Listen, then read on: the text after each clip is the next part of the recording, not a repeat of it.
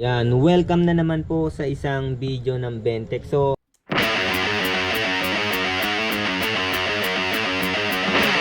maugo ngayon sa sa printing community, no, yung regarding sa national ID, kung pwede bang i-print sa PVC, no. Ito yung comment ko dito, no. Nag-research ako ng konti.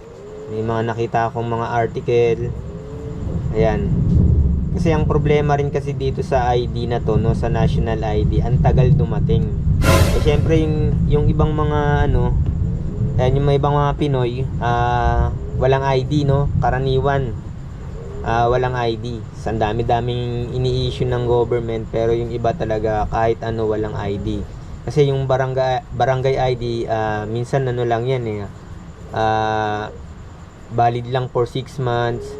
Tsaka secondary ID lang, no. Kailangan pa rin talaga ng ID na tulad ng SSS, driver's license, postal. Yan. At ito nga yung national ID, yung issue siya ng government, kaya siguradong tatanggapin sa lahat ng transaction. Yun nga lang, sobrang delay, parang plaka ng motor, parang plaka ng sasakyan, ang tagal dumating. No, taon na wala pa rin. So, nagpalabas sila, mayroon silang in-issue na yung papel lang na pwedeng i-laminate. Tapos ngayon naman meron silang online, no, makikita mo na yung digital ID mo. So, ito yung kasagutan kung pwede ba talaga siyang i-print sa PVC, no. Nasa sa inyo yan, kasi do it at your own risk, no. Kahit sabihin yung hindi nyo binago yung detalye, yung picture, pangalan. Ito yung nakita kong mga ni-research ko, no. Ito yung number 1 na nakita ko. Ayan. So, ayan, National ID Printing Guide, no. Ayan, no. Ito yung yung ID na nakatanggap ako nito sa isa sa kamag-anak ko.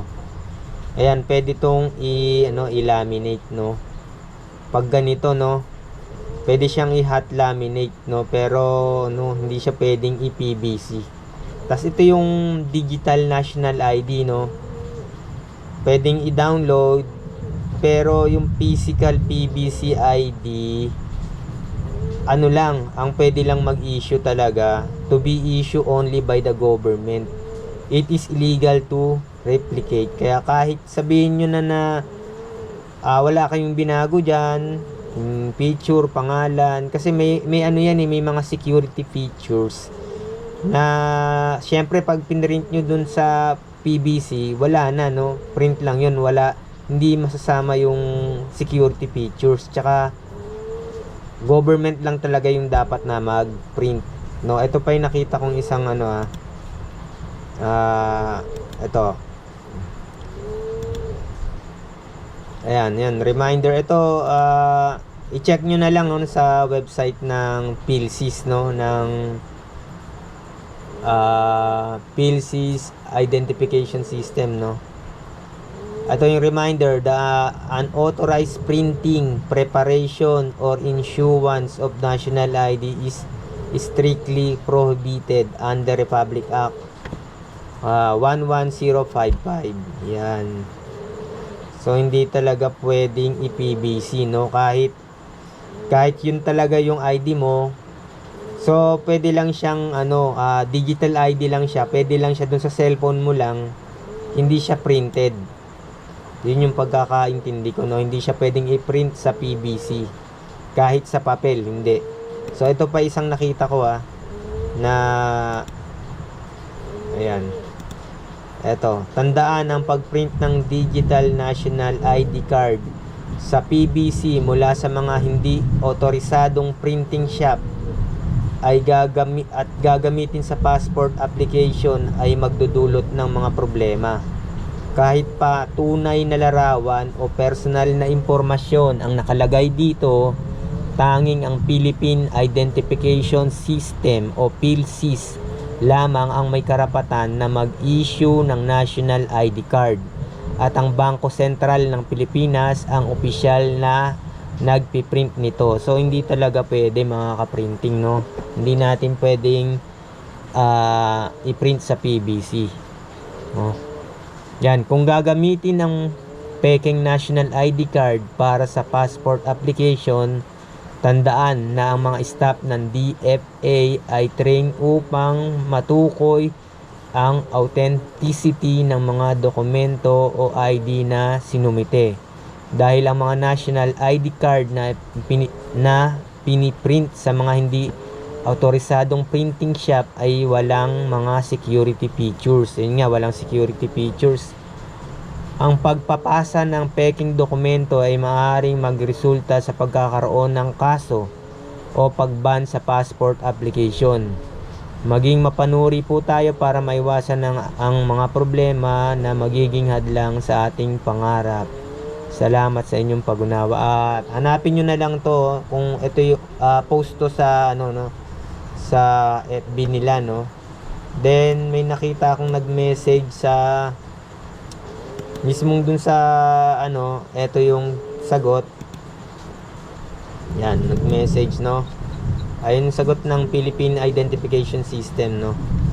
The digital national ID cannot be printed onto paper. Yan yung hindi yan yung in-issue nila na papel, no. Ito yung national ID na na digital. Hindi, kahit sa papel hindi pwede, no. Onto paper or PVC card. Only the e-fill ID may print the laminated. Printed and laminated. Only the so hindi talaga pwede PVC no mga ka-printing, no. Ito pa isa, check natin to, no. Sinave ko na yun. Ayan. Ayan yung Republic Act 11055, ito yung magiging consequence ng reminder to the public, imprisonment for unauthorized printing of issuance of PhilID ID 3 years to 6 years. To imprisonment. Nako yan. So kung sa maliit na halaga yan ang ang magiging no. So siguro wag na lang, no. Yan. Yung alam ko yung ID lang na in-issue nila na papel, yun lang yung pwedeng i-laminate. Ito yung issue nilang ID. Ayan, kung sino man yung nakatanggap ng papel, yan, ito yung ID talaga, no, yung sa digital national ID, hindi rin talaga siya pwedeng i-print sa PVC o kahit sa papel. Ayan. Hindi talaga.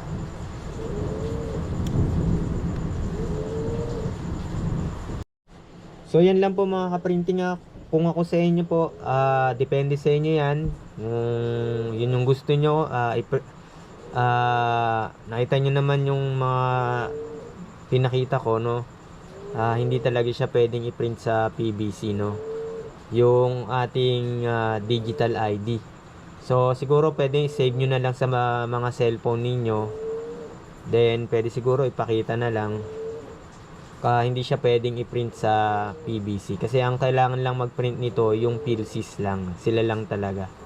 So yun lang po, maraming salamat.